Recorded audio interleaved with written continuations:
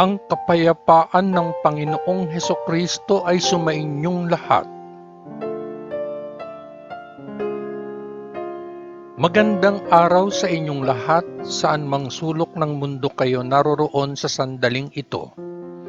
Ang babasahing mabuting balita sa araw na ito ay pinamagatan kong, "Sa biyaya ng Diyos, ikaw ay naligtas dahil sa pananampalataya, hindi bunga ng iyong sariling pagsisikap." Pagbasa sa banal na ebanghelyo ayon sa liham ni Apostol Pablo sa mga taga-Efeso, 1 at 2 kabanata. Pambungad na pagbati. Mula kay Pablo, na sa kalooban ng Diyos ay isang apostol ni Kristo Jesus, sa mga tao ng Diyos sa Efeso, na tapat sa kanilang buhay na kaisa ni Kristo Jesus. Naway bigyan kayo ng Diyos na ating Ama at ng Panginoong Hesukristo ng biyaya at kapayapaan.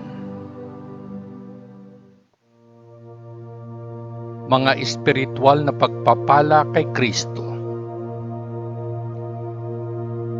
Pasalamatan natin ang Diyos at Ama ng ating Panginoong Hesukristo, sapagkat sa ating pakikipag-isa kay Kristo ay pinagpala niya tayo sa pamamagitan ng pagbibigay sa atin ng bawat espiritual na pagpapala mula sa makalangit na mundo.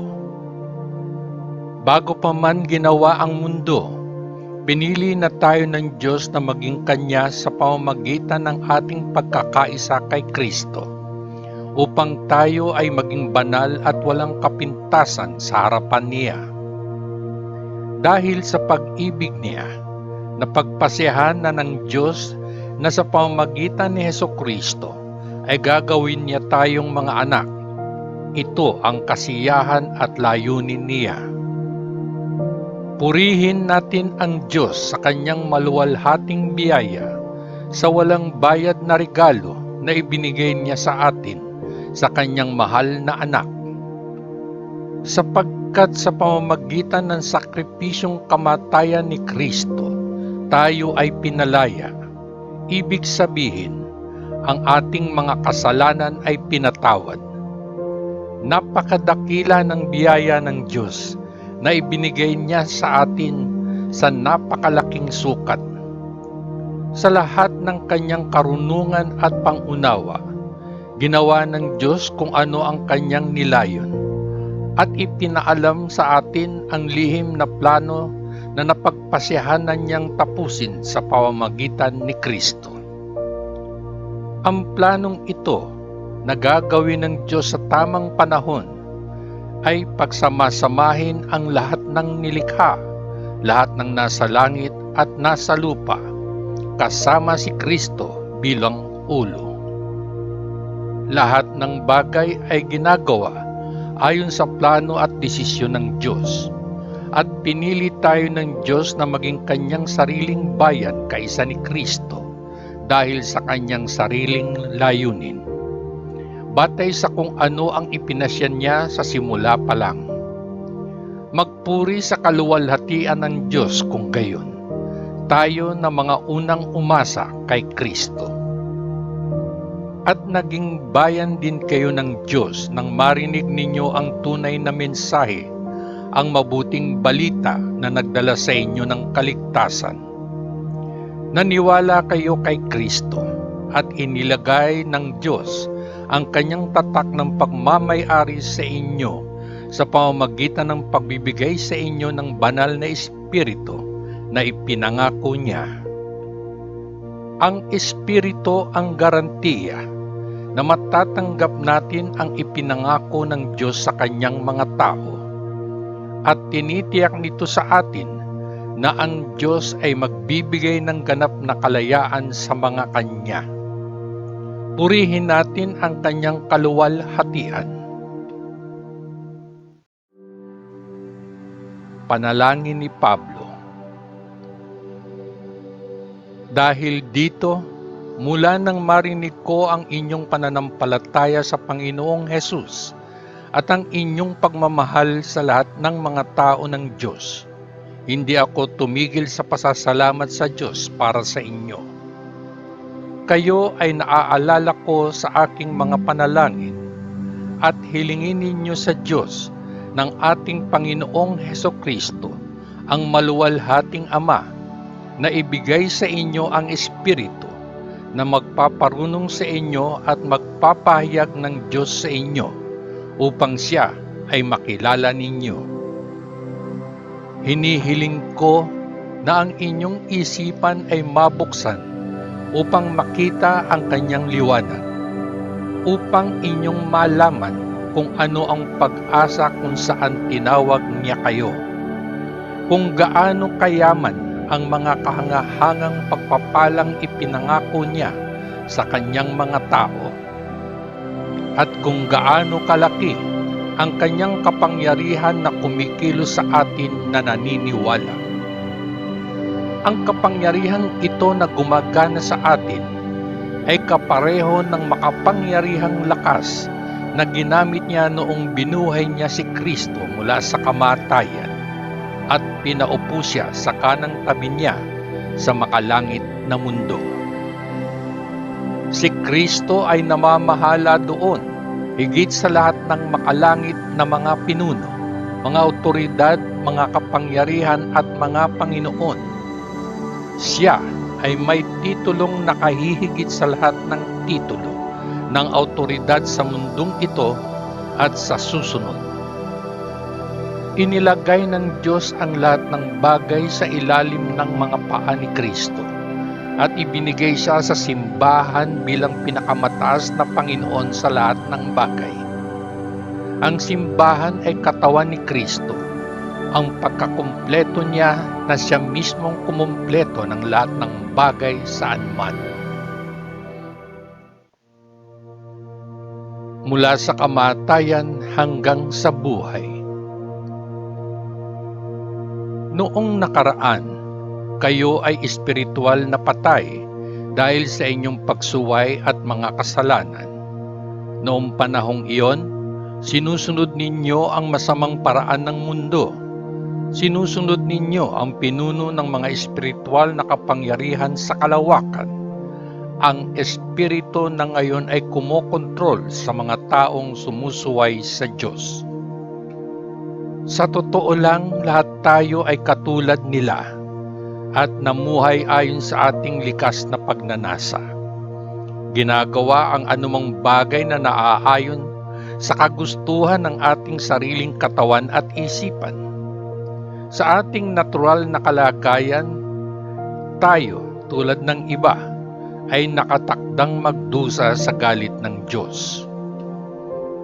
Ngunit, ang awa ng Diyos ay napakasagana at ang kanyang pag-ibig sa atin ay napakadakila, na habang tayo ay espiritual na patay sa ating pagsuway, ay binuhay niya tayo kasama ni Kristo.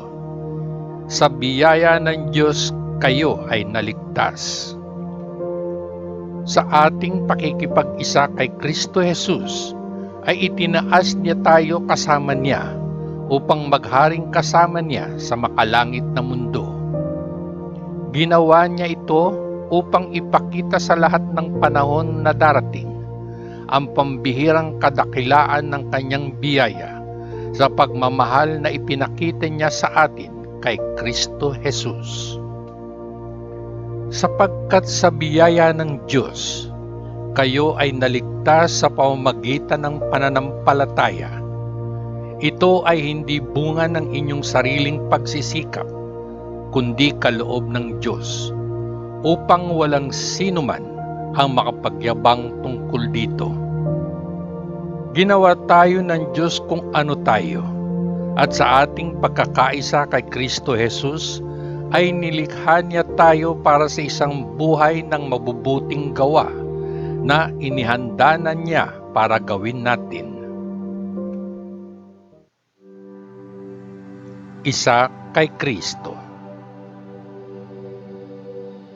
Kayong mga hintil sa kapanganakan na tinatawag na mga dituli ng mga Hudyo, na tinatawag ang kanilang sarili na mga tuli, na tumutukoy sa kung ano ang ginagawa ng mga tao sa kanilang mga katawan. Alalahanin kung ano kayo noong nakaraan. Noong panahong iyon ay hiwalay kayo kay Kristo. Kayo ay mga dayuhan at hindi kabilang sa mga pinili ng Diyos. Wala kayong bahagi sa mga tipan na nakabatay sa mga pangako ng Diyos sa kanyang mga tao, at nabuhay kayo sa mundong ito nang walang pag-asa at walang Diyos. Ngunit ngayon, sa pagkakaisa kay Kristo Jesus, kayo na dati ay malayo ay inilapit sa pamamagitan ng sakripisyong kamatayan ni Kristo. Sapagkat si Kristo mismo ang nagdala sa atin ng kapayapaan sa pamamagitan ng paggawa ng mga Hudyo at mga Hintil na isang bayan. Sa pamamagitan ng kanyang sariling katawan ay sinira niya ang pader na naghihiwalay sa kanila at nagpapanatili sa kanila na mga magkaaway.